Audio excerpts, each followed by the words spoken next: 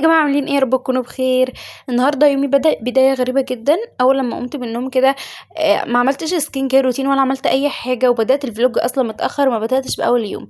المهم أنا لازم أصوّر الvlog ده النهارده، يعني لازم أصوّره علشان أنا داخلة في mood اكتئاب حرفيًا.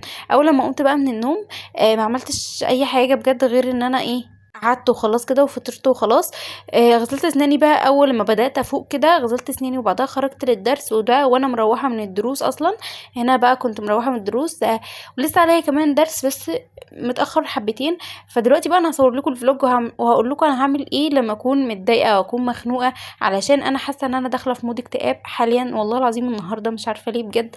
المهم أنا كنت مصلية بقى الضهر قبل ما أنزل، هارتّب كل أوضتي لإنها كلّها متكركبة وجهّزت بيجامة جديدة علشان هالبسها بقى وأروّق كده دماغي وأذاكر.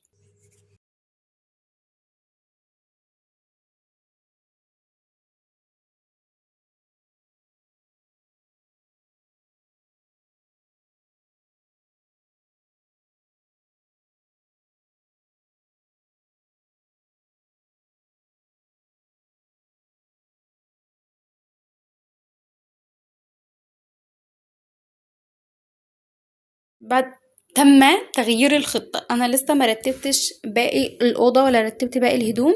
أنا دلوقتي رايحة أكشف أنا وأختي، دلوقتي هالبس بقى وهاروح أكشف علشان ده طبعًا وإحنا في الطريق جِبت ده كلته، وطبعًا قعدنا بقى كتير في الطريق كده، و هاوريكم بقى حاجات كتير، إحنا عملنا حاجات كتير أوي في اليوم النهارده، بالذات الدروس بجد إحنا فضلنا قاعدين في الدروس، يعني أنا رُحت دروس كتير أوي امبارح. فده وإحنا برضه بعد ما وصلنا وقاعدين في العيادة وكده، فضلنا قاعدين كتير برضه حبة حلوين يعني، عما دخلنا وعما الدكتور جه. أنا هاسرّع لكم كمان المشهد علشان أنا فضلت قاعدة كتير وحذفت مشاهد كتير وأنا قاعدة برضه.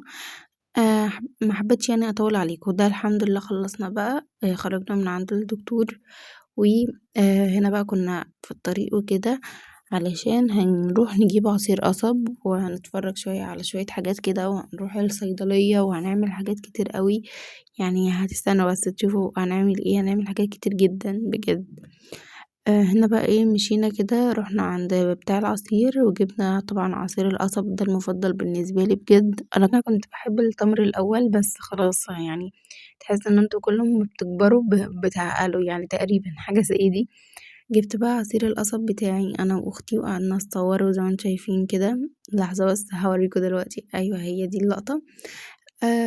صورناه طبعًا ومشينا بقى رُحنا ركبنا علشان نوصل، وكمان رُحنا الصيدلية علشان نجيب العلاج طبعًا، وبُصّوا أنا اتمرمطت في الدروس النهارده، كمان يعني المشوار بتاع الدكتور ده برضه أرهقني شوية، يعني مع الدروس وكده فكان يوم طويل أوي، فقُلت أصور لكم vlog وكده بقى. هنا بقى وإحنا في الطريق أخيرًا ركبنا وجبت طبعًا العصير هاشربه وأنا في المواصلات يعني. عايزة أقول لكم العصير ده كان تحفة، أنا مش عارفة أنا باشربه على طول عصير القصب بس اليوم ده أنا كان نفسي فيه جدًا مش عارفة ليه بجد فجبته، يعني هو حلو يعني باحس إن هو بيروي العطشان بجد. كمان بقى كنا أنا كنت واكلة كيس شيبسي كده زي ما أنتم شايفين وأنا جاية في الطريق، فكنت عطشانة أوي بجد ما كانش في مَيّة معانا بقى ولا أي حاجة، فقُلت ليه ما اشربش عصير قصب، يعني حد طايل عصير القصب وكمان أنا كنت عطشانة فحاجة تحفة بجد. هنا بقى كنت في الصيدلية بنجيب العلاج، اتعودوا كده إحنا عند الدكتور يبقى هنروح الصيدلية نجيب العلاج أكيد يعني مش المهم بقى هاصور لكم المشهد ده كده أو هاسرّعه لكم علشان هو طويل شوية علشان يعني وقفة الصيدلية دي فضلت كتير جدًا عما نجيب العلاج ونشوف بقى هناخده كام مرّة ومش عارفة فالموضوع ده والحوار ده طويل جدًا، يعني هنا بس كنت واقفة في الصيدلية.